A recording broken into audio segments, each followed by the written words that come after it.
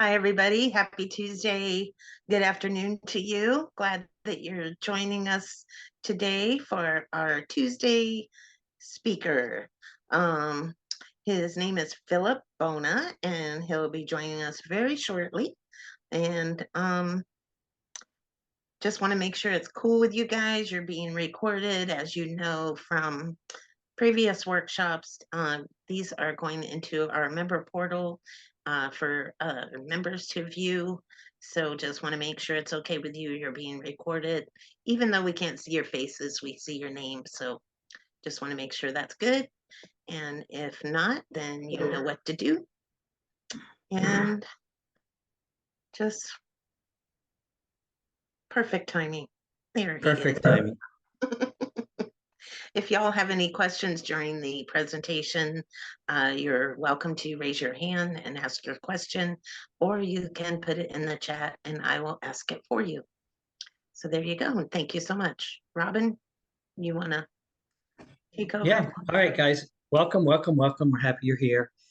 Just wanted to, before we get cranked up here, just wanted to say that we are actually in the process of trying to bring some clarity to the message that we have that we're putting out there on our website and our brochures and things like that. We had a 2-hour meeting this morning about that, and really the message that we're trying to promote to everyone is that we are an inspection and certification company. We are not the builder. The builder is the one that's going to provide, quality builds. Your miter joints will be tight, and all of your work that is done in a workmanlike manner. When you choose your builder, you choose somebody like that. When you join NOAA, you're joining us for life safety, for energy efficiency, for inspection. We have a minimum standard. And I just wanted everybody to be clear on that message. And so we've gone through our brochure to kind of clarify that and make sure that we're all on the same page when it comes to that. Also, as we move from inspecting tiny houses on wheels, which is a voluntary service, in other words, you guys can choose to or not to use NOAA to do your inspection. We hope you stay with us and choose us. And a lot of builders say we couldn't live without you. But the challenge is right now, as you're still in that gray area, there are some builders that don't have any certification or choose some other type of certification, just like an RV inspection and certification. So there's that's going on in the world, but we believe and we hope that as you're using NOAA as your inspection and certification company, that as places like Colorado come on board with oversight and with certification of tiny houses as dwellings or as homes, that the NOAA certifieds will be grandfathered in because of the good job that our guys did and the way we have the inspections already done. In other words, they're recorded, and so we can show somebody what the house looked like in 2016 when we inspected it at all stages of construction. So that being the case, I see Philip is there with us. Welcome, welcome, welcome, and glad you were able to join us here. So what we kind of are going to be doing here is, I understand you're going to be talking about tiny houses, past, present, and future. And Philip is a I guess you would say registered architect. Is that how we say it? Registered or licensed. Licensed, registered, or licensed. We discussed that on our brochure too. Do we have certified inspectors? Do we have licensed inspectors? It's kind of naming is important.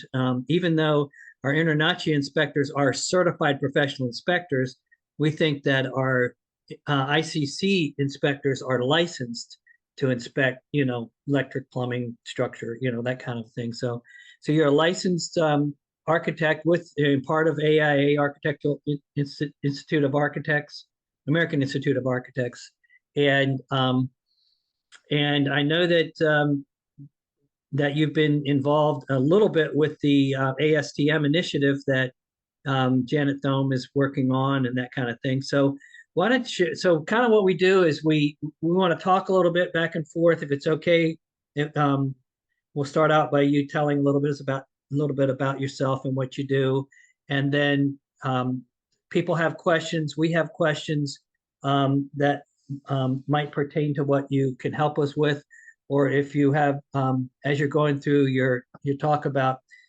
past, present, and future of the tiny house on wheels, we might have some questions. So if it's all right with you, if someone or myself has questions or we want to do some clarification, is it all right to interrupt you in your talk and we can handle it then? If it feels appropriate, yes. I'm going to be taking a bit of a world picture view in the main part of the presentation, but we'll get into some details toward the end. So as that happens, I'm happy to answer questions. But I was told I needed to cover most of the time frames, so I have a propensity towards verbosity, and I'm happy to be verbose to all of you. So Well, okay. Well, let's get this thing started then. Why don't you go ahead and tell us who you are, a little bit about yourself. I have a and- PowerPoint presentation that I'd like to introduce. So can we go through that process of technology for the moment? Sure. At the bottom where it says share screen, just click on that Uh-huh. and you should be able to share your screen.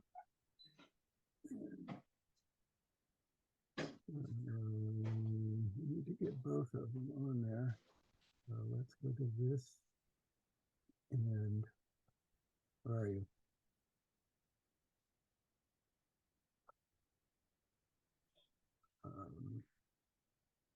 So if you hover your mouse over, it should pop up at the bottom where it says participants chat and share screen is the third one over on the Zoom screen. I think that's this one here. Share. There we go. Okay. Got it. Gonna do that. Okay, that looks right on my screen. What does it look like on your screens? It looks perfect. We have your first slide of your PowerPoint Okay, on there. on your mark, get set, go. Okay. So I am a licensed architect in the state of Nevada and California. I am a former public member of ICBO, past president of 2 chapters of the American Institute of Architects in California, San Francisco, or San Mateo County rather, and San Diego. And I am founder of the Housing the Next 1 Million nonprofit enterprise in San Diego and in the Bay Area. I've spent decades focusing on innovative, affordable housing solutions, and I'm convinced it is time to more clearly differentiate the tiny home typology on both chassis and permanent foundations, as well as addressing the public's propensity towards mobility and readily transported manufactured houses on wheels.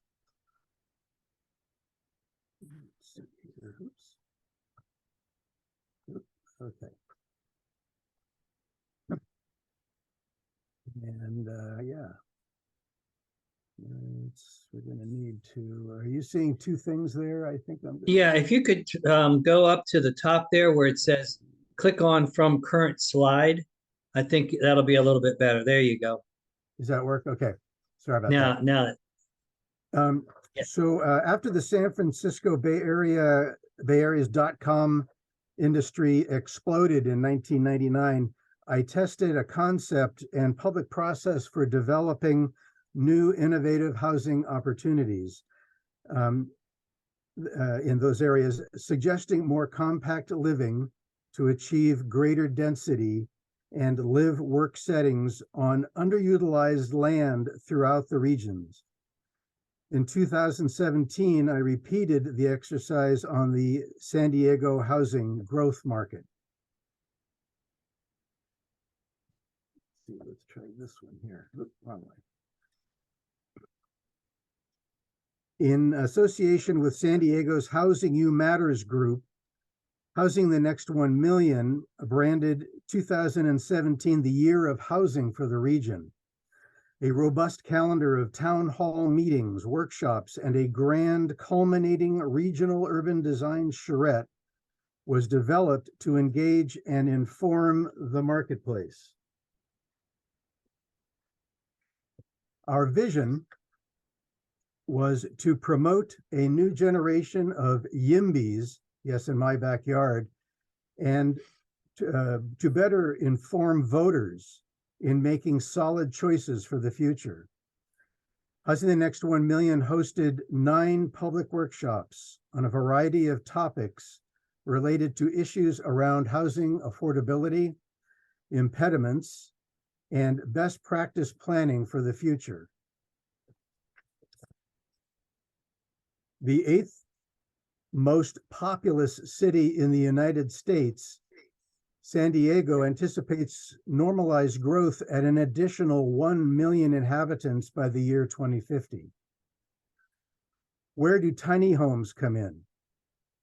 All San Diego communities will need to absorb another 571,000 people, or 400,000 housing units. And that's 12,000 housing units needed each and every year until 2050. Unfortunately, we're building less than 5,000 units each year in our region. But what if we built hundreds or even thousands of tiny homes each year just in San Diego? Does San Diego have a tiny house as an ADU ordinance? It does. And I Okay. was luckily instrumental in helping to make that happen. But California has, and it's been adopted in almost every city in California, which is a good thing. And it really opens the door for tiny homes to be discussed. But as we know, there isn't much codified about tiny homes yet, and it just hasn't been ready. But looking to the future and healthy urban planning would align growth areas by innovating transit, sustainable and energy efficient strategies to implement a more mobile and resilient environment centered in transit areas. What if zoning and available land would allow healthy tiny home communities to be built in each red dot growth area on the map? It is an opportunity for working class people to live, work, and thrive in the same community for a more affordable price. I'm going to talk next about a new set of inalienable rights and truths for humanity's survival. One of the driving forces in my work was Habitat 3, held in October 2016 in Quito, Ecuador. It was the third centennial convening of the United Nations Conference on Housing and Sustainable Development. That's every 20 years they've had these. So this is the third one in the last 60 years. The event brought together all member states of the United Nations and the American Institute of Architects. Its aim was to reinvigorate the global commitment to sustainable urbanism and focus on implementation of a new urban agenda addressing justice, equity, diversity, and inclusion.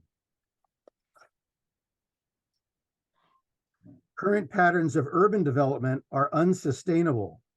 So a set of canons was created to prepare local communities for a diverse, sustainable, and equitable population, including any human's right to housing on the planet. The formulation of policies, plans, and programs aimed at local, regional, national, and international leaders and policymakers were jointly established to prepare humanity as we progress towards 11 billion people on the planet. As we truly become a more westernized global economy, our cities begin to equalize along the same sustainable, healthy urbanism goals. With these valuable global sustainable development goals, we can implement new healthy strategies to make communities equitable to all citizens. I believe this is where tiny homes come in.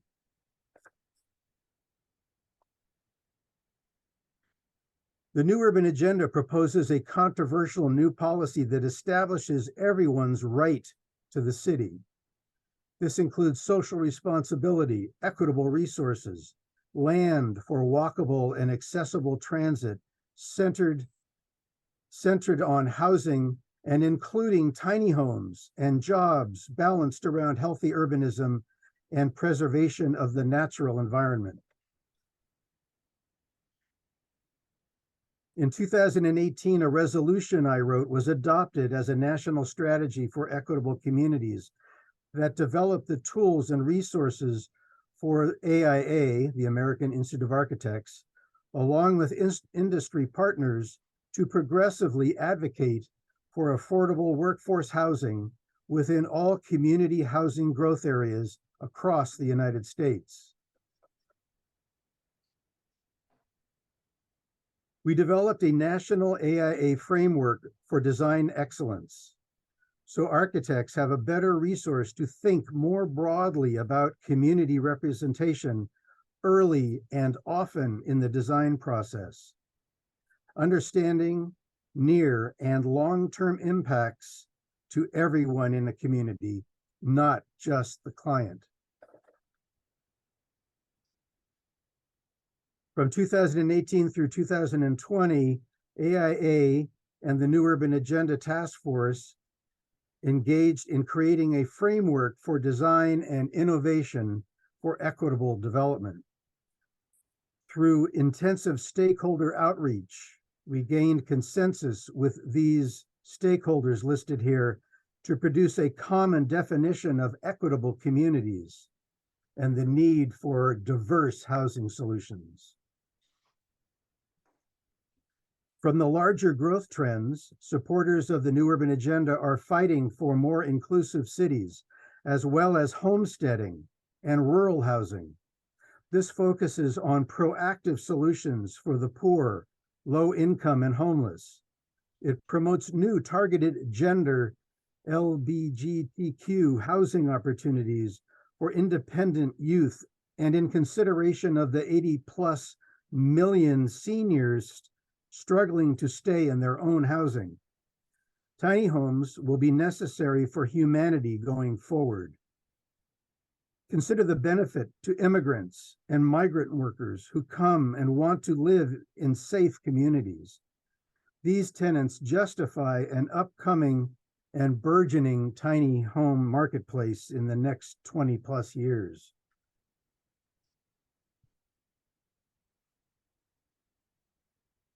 With help from several of you sending me your materials, we'll take a brief look at what the state of the art of tiny homes looks like today.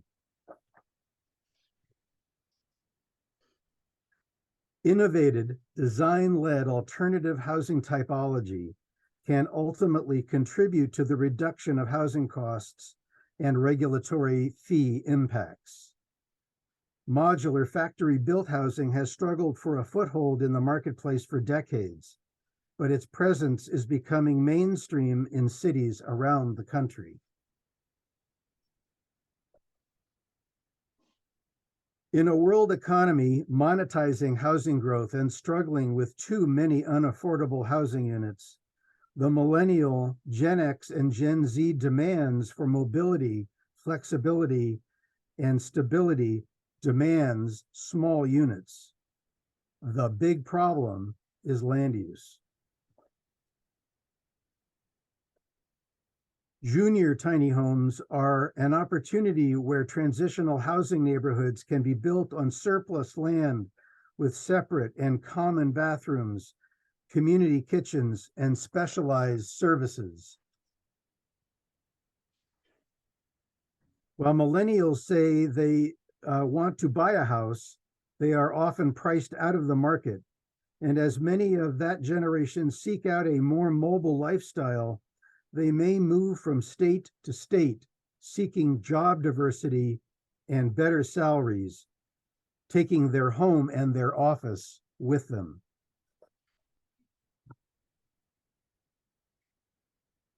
Single tiny homes can be a part of a group living experience or can be placed on that empty lot next door through a land lease contract.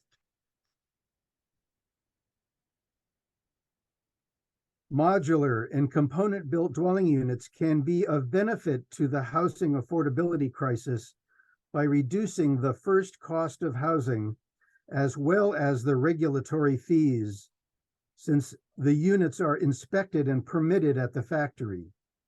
Only utility connections could be site permitted.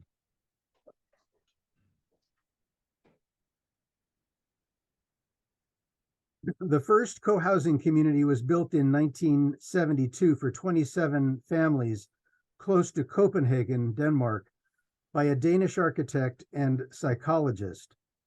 It has been a growing lifestyle of housing in the United States since the late 1960s with the hippie generation. I was a part of that. And was established in 1909 in Israel as a kibbutz. It requires people of a like mind and income strata to come together to share an extended family type of lifestyle and work ethic. These folks of a like mind and appreciation for this unique natural environment jointly bought this land using a formula for ownership that is equitable for diverse individual and family needs. They're under construction today. It is obvious, since most states have now established their accessory dwelling unit regulations, most single-family parcels can now house 2 or more dwelling units. Thus, the second unit ADU regulations can support an affordable housing typology that can be low-hanging fruit to growing tiny house marketplace and industries. Granny flats have evolved over the years and become a housing solution for a variety of people in our society. With increased population, we will need these units to offer affordable housing, or at least reasonable housing, to all of the above citizens in their low income groups. Today's tiny home industry is wide and varied, but holding on to success is still volatile. Diverse construction types, materials, support mechanisms, transportability, styles, and costs make for a confusing marketplace. When is an RV park the same as a tiny home village? We must get beyond the chassis or foundation conversation and codify the tiny home structural floor for chassis and for foundation mounting opportunities. In my experience, there are 2 ways to find the perfect tiny house: either word of mouth or on the internet. Marketing on the internet has created its own language of quality and desirability. Herein are the likes and dislikes for all buyers.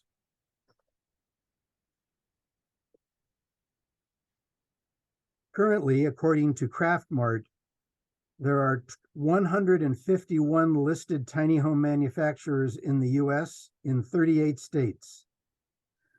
There's probably more. Additionally, there are 25 manufacturers in Canada, 22 manufacturers in Europe, and 6 others in Africa, Australia, and New Zealand. By the time I finish saying that, it probably has changed. As a subscriber to Moore's Law, technology, robotic fabrication, 3D modeling, and a resurgence of craftsmanship, I believe that the future is going to be very exciting for the tiny home industry. The future is rocketing towards greater innovation. However, efforts to address the stagnant issues surrounding tiny homes on wheels or foundation will eventually level the playing field for manufacturers, builders, building officials, municipalities, legislators, inspectors, and most importantly, people who so desperately seek this type of affordable, safe home ownership. Also, remember, global industry and technology are fast moving toward linking design, construction, and asset management data models using open BIM GIS standards, 3D modeling, and even digital twins to create the future of buildings and land management. Besides codes and regulations, there is still much conflict in resolution of fabrication and construction of tiny homes, custom versus repetition of popular housing models, the RV market versus the homestead market versus the upcoming urban infill market for tiny houses seems to fulfill the needs of housing affordability. Carefully addressing the threats to implementation of tiny homes as a beneficial means of increasing the tiny house stock, the housing stock, and promoting growth is required going forward. Each of us has a unique perspective, and each has a hot button. We may never please the NIMBYs who, to my chagrin, are mostly baby boomers fearful of change. Each city must stand up for the affordable choice in housing, so proponents should reach out directly to their mayor and city council. Most mayors will encourage strategic change. The city council has responsibilities to their geographic constituents and approved land use plans. However, today, more than ever, community group representatives want control over growth in their community. Community education will be key.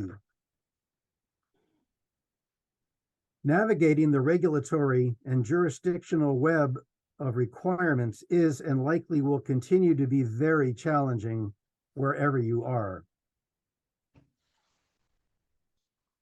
Hopefully, within the inclusion of a structural engineering consultant, this ASTM subcommittee coming up will uncover a set of realistic structural floor and structural receiving foundation solutions so that the buyer has several engineered choices that they may easily be codified.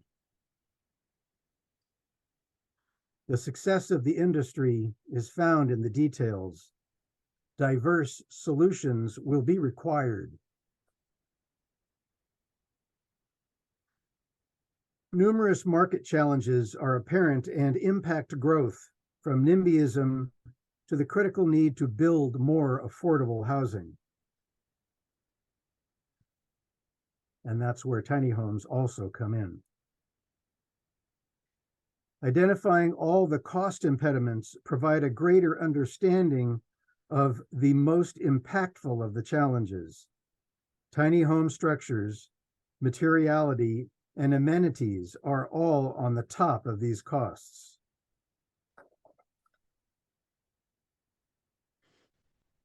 Going forward, we have to do what we have to do is to set the standard of quality assurance, amenities, accessibility, and construction typology that means a global marketplace. This is where the ICC, ASTM International, and the EO626 subcommittee gets its marching orders.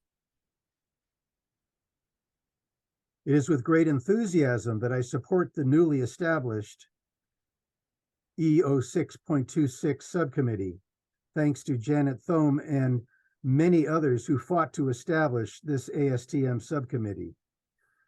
EO 6.26 will focus on creating a new global set of standards for tiny homes, design and construction on chassis and on permanent foundations. At the start, standards for tiny homes on foundations will align with the 2018 International Residential Code. Our greatest struggle will be to be consistent with the struggles in state legislatures across the country in finding standards for tiny homes on wheels.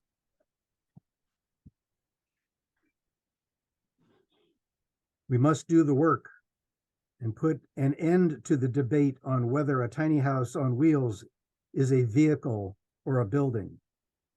We will recommend potential standards that will benefit the tiny house industry. Further, we will address the new urban agenda tenets and the right to housing as a human right, promoting tiny homes as the solution for diverse communities and villages internationally. Tiny houses are lacking unified industry standards. At this time, there is not one unified industry standard that is recognized for tiny houses on a foundation or on wheels, and each country, district, province, state, jurisdiction, consumer, bank, insurance agency, builder, etc., could have a different definition and criteria to deny or to allow them to be built.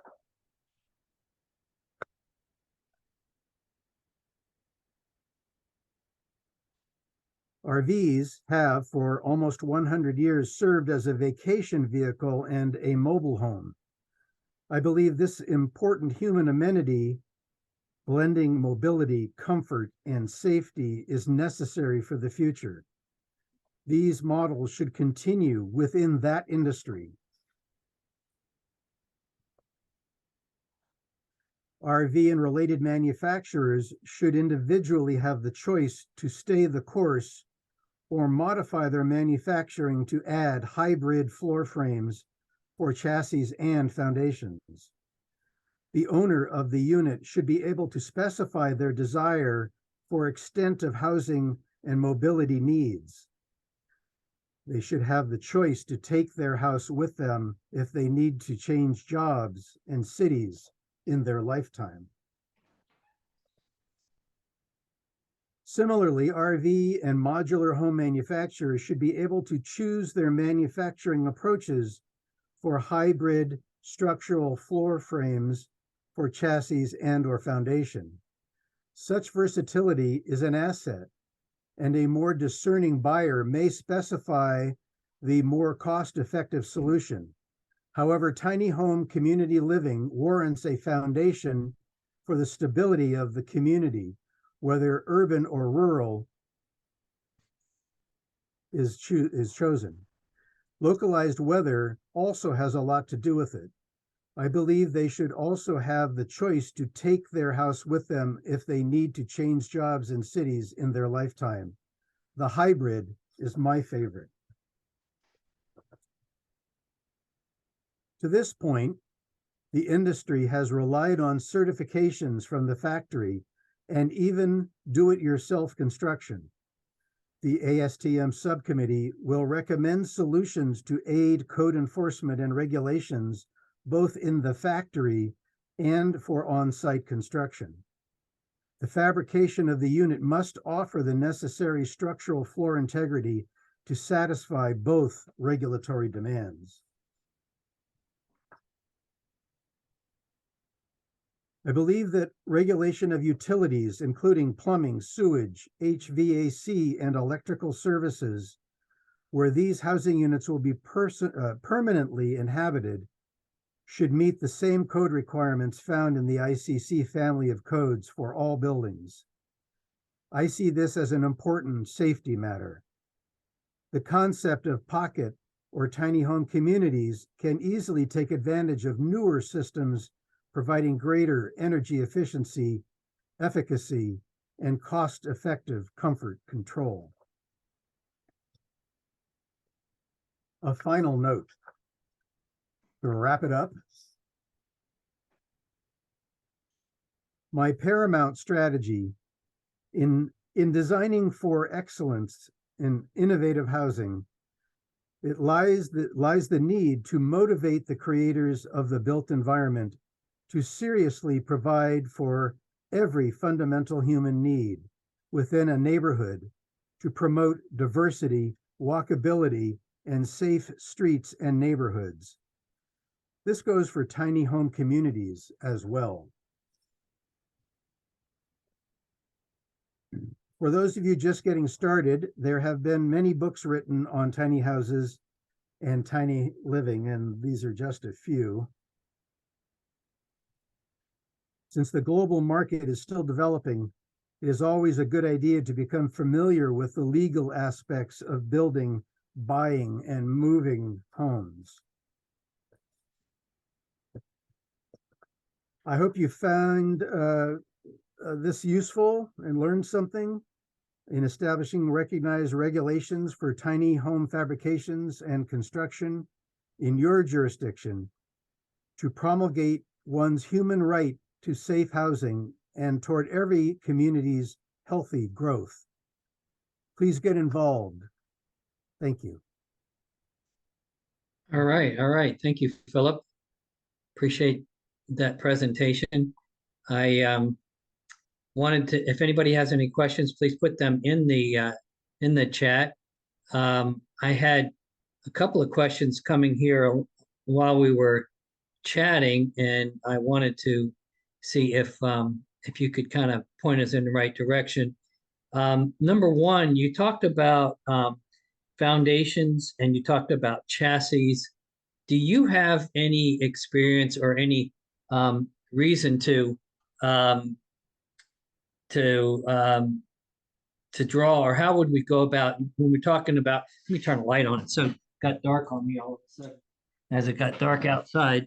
As we started talking about the ASTM initiative and the foundations and the chassis as a floor system, do you have any idea of how that process what it would look like to basically put some standards or put some rules together for developing starting with, let's just say, the chassis as the floor system? What would that look like? Sure, and you know, I'm saying all of these words in advance of the subcommittee getting underway and having debates and brainstorming sessions. I can only really speak for myself, and you know, I'm a guy that believes in listening, and I think we need to listen to the manufacturers, and I think that's going to be critically important.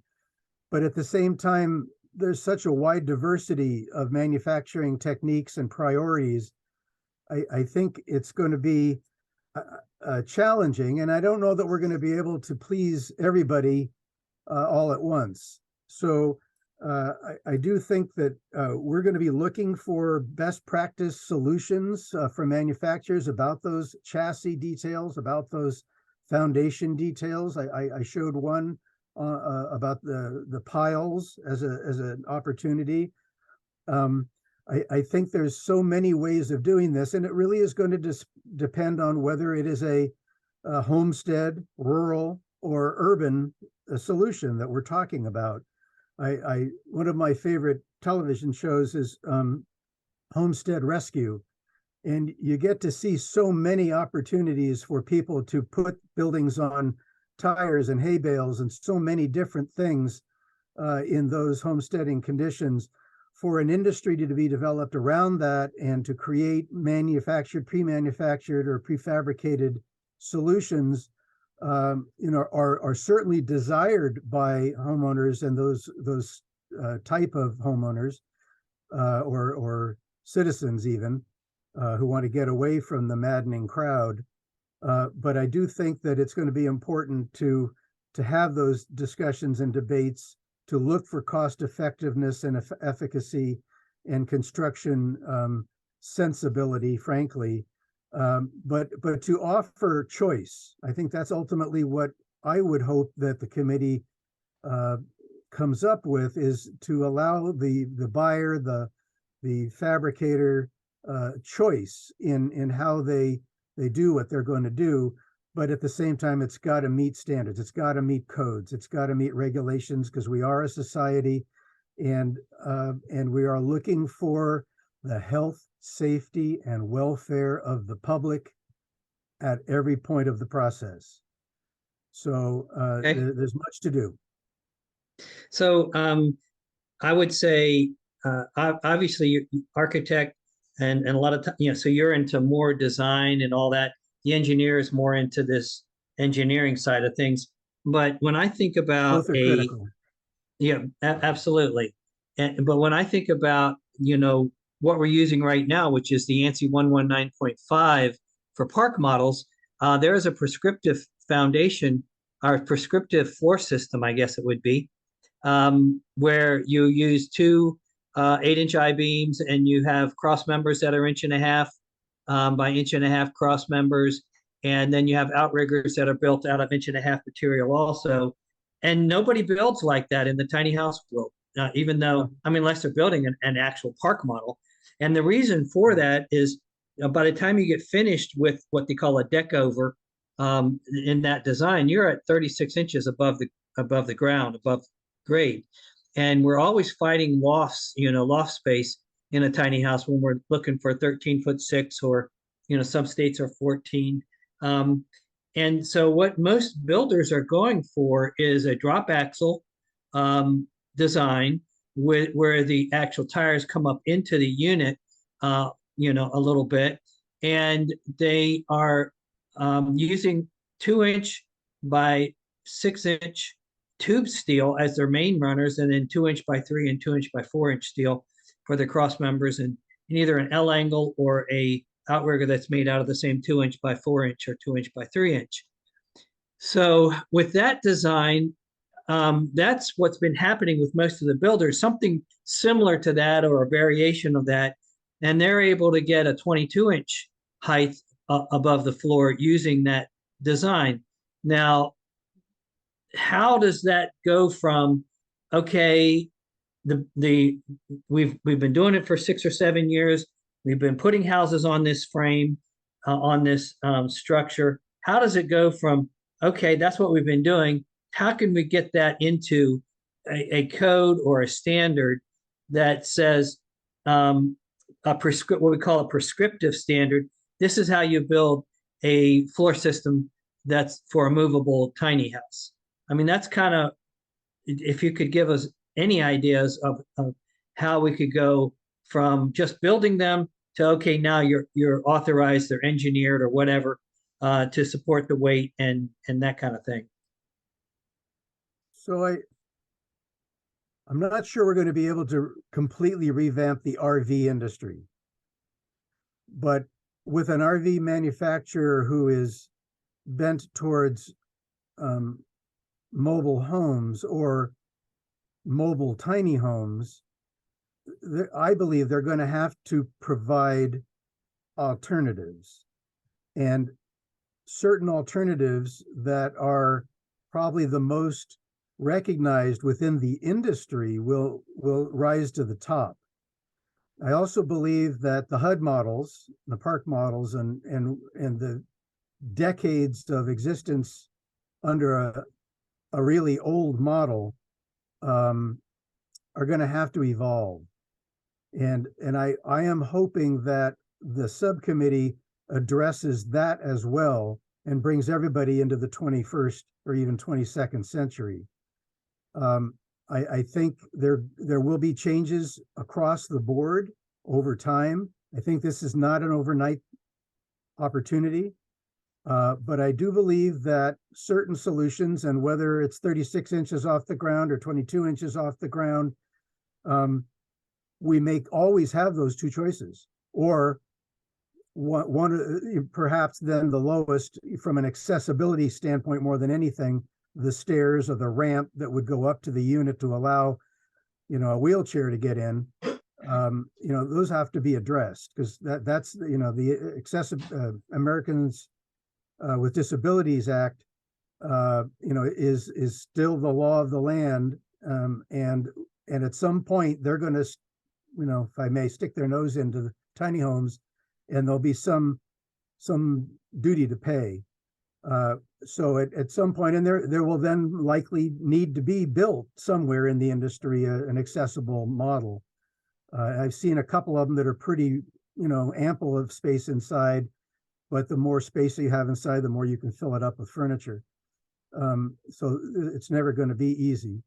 But I do think that and I look forward to the committee's ability to work with the manufacturers and the fabricators and the do-it-yourselfers, and to find a middle ground that the industry can light on and create a more consistent, structured set of solutions that are cost effective and codable, so that we can satisfy the regulatory agencies, for me, not only in the United States, but around the globe. Absolutely, absolutely. And the challenge that we have to write something that will work around the globe is other countries use different materials. They may not use UL listed materials, or they have different plumbing materials that we don't. We've been seeing some plumbing materials out of Panama that aren't used here in the United States. Other countries don't have the 220 and the 110 system that we have. They have different voltages and things like that. They may have different highway restrictions and requirements for a unit to be movable. So to make it, and even state to state, like I said earlier, most of them are 8 foot or 8'6" wide, but some of them go 14 feet, and some of them actually go 15 feet that I've seen. So even within the United States, there's some variation involved there. So obviously, it's going to be a challenge to create a standard or a code that will be global, that can be international, and making that happen. It's going to take an effort from everybody, I think, in the committee. Do you have any suggestions for us on how we could make that go a little bit smoother? Again, listen to each other, respect each other, and I think we need to bounce it off the walls. We need an opportunity to come up with ideas, to run it against up to the industry and get responses, to get feedback. Maybe there's a white paper coming out. Maybe we the International Code Council, while it is focused on the United States and to some degree Canada and to some degree Mexico, begins to, as we start to live in a smaller and smaller world, and we start to think and frankly live, work, and play on the planet in a series of states and countries, and with my emphasis on the New Urban Agenda and the Habitat 3 and the housing requirements and equity, diversity, inclusion, and justice that we now talk about, we're going to need to see codes that will cross borders. And this may be the real impetus to make that happen. By providing the solutions for tiny homes, we begin to provide a common set of marketplace solutions where materiality begins to level the playing field globally, and more materials are made available, or the lists of successful or recognized materials may also include those from Poland or from South Africa or different countries in Australia that have their marketplace and their marketplaces need to be respected and brought into a global kind of an education of what's available out there. I've seen some things out of Australia and New Zealand that are somewhat impressive, and I think we could learn from other countries as well in the committee. Yeah, and absolutely. When we are building a tiny house that's going to stay in Australia or Africa, obviously the materials that they are currently using in the construction of residences, homes, dwellings, would be fine there. It's when we build in China and we want to ship it to the United States, or something like that, that we want to sell the house in a different country, that we're having some challenges with some people in where is it in Europe that we're Turkey.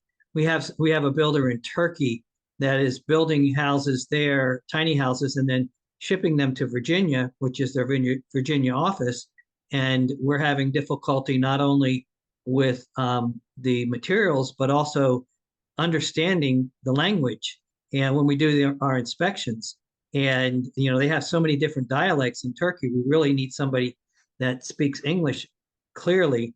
But one of the things that NOAA is an inspection company, and we're a remote inspection company, and we really believe that as we try to keep things affordable, that a remote inspection certainly wants to be an option, in person or remote. And one of the things that we really like about remote inspections is that, for instance, in Africa, people may be dirt poor in Africa, but they all have cell phones. I don't know how that works. And we can use a cell connection to do an inspection in a remote area. So it really would lend itself to an affordable way to inspect tiny houses wherever they might be built, as long as there's a Wi-Fi internet connection or a good cell tower. We can actually perform an inspection and digitize and store that, so that and also help the builder, because we give consultations to build a unit that's not only safe but energy efficient. So our challenge here at NOAA is to try to educate the world out there as they bring online more and more rules and regulations and inspection and certification of tiny houses, that there is a method that we have been able to utilize for the last 7 years that's worked quite well for tiny houses on wheels. Well, that's a lot. To address your China comment, so California requires catalytic converters on all cars driving in the state of California, and the industry had to deal with that, and so we're gonna have those same challenges, because state by state, country by country, material marketplace, we're going to have to pick a kind of a middle ground set of options, of ways to go. And I believe light on those recommendations through something like ICC. And as other countries begin to adopt those regs, ICC is a model code. So we're providing models for other countries to use to help develop their codes, and they may reinterpret, in their own materiality, availability, and historic construction detailing priorities. We're just going to have to, to get somewhere, to finalize, to create a final product that has an ASTM number and a set of standards and regulations that are used by ideally the world. We're going to need to have segmented, options and define the criteria for each option. Yeah, exactly. And I think ASTM is going to be having a committee on tiny houses on wheels, a committee on tiny houses on foundations, a committee on inspection and certification, which, or it's going to be, they're not calling it certification, inspection, and I've forgotten the other word that they replaced the word certification with. Then they're going to have one for communities, and then one for microgrids. And I think Janet was talking about adding a sixth one for energy efficiency and that kind of stuff. So it's going to be a real fun ride, trying to develop these standards and get them. And then it's going to be up to the jurisdictions, the authority having jurisdiction, to accept them or, to put them into play. Well, and for example, several states in the union are on the 2015 building codes. Mhm. because they haven't updated. And Right. it costs money to update, and people have to make unpopular decisions when they update codes. So, you know, we're talking probably 20 years before we can stop talking about it and then actually see the benefits and the fruits of these labors. Well, Philip Bona, we have certainly enjoyed our conversation with you. And if there's any questions or anything, any good, comments, one way or the other, please put them in the chat or raise your hand. And I'm going to turn it back over to Leanne for the questions that we might already have. Go ahead, Leanne. Thank you all. Yeah, Susan is just asking if it's possible you would share that PowerPoint with us. You could email I me. can do that, if and you- I'll send Oh, it awesome. yeah, I'll send it to you. I'll send it to what's here. You can, I'm on the email that Are you on the DJ. email? I can Yes, send sir. it. Yeah, I'll just send it to the email with everybody on it, and you can pass it Perfect. on from there. Great. I'm not sure how big it is as a PDF, but I'll try No to problem. reduce it down so that it's sendable. Awesome. That'd be great. Thank you so much. Mhm. And then look like questions. Just thank you. Thank you so much for your time. Valuable info. Thank you. Okay. Yes. So with that, if we don't have any questions, I just want to say thank you so much for taking the time out of Okay. your busy schedule to be with us and share all that great info. Looking forward to ASTM and the committees. So thank you, Philip. If you need anything, just reach out. We'll look forward to that Will do. PowerPoint. And Thanks to Noah for making this happen. It's great. yeah. So Susan, I'm not sure I have your email, but you can you can email me, Leanne at noahcertified.org, and I'll make sure you get that PowerPoint. It's LEA. So I guess you guys will see you tomorrow. We'll be talking about tiny home village development, and we'll have our guest Scott Banta, and he'll be chatting back and forth with Robin. Those guys, quite an education that we're seeing on Wednesday nights. Well, all of these workshops. I've been with Noah more than 2 years, and I'm still learning quite a lot. So thanks. And you guys will have a good night, and we'll see you tomorrow. Thanks again, night. Philip. Bye.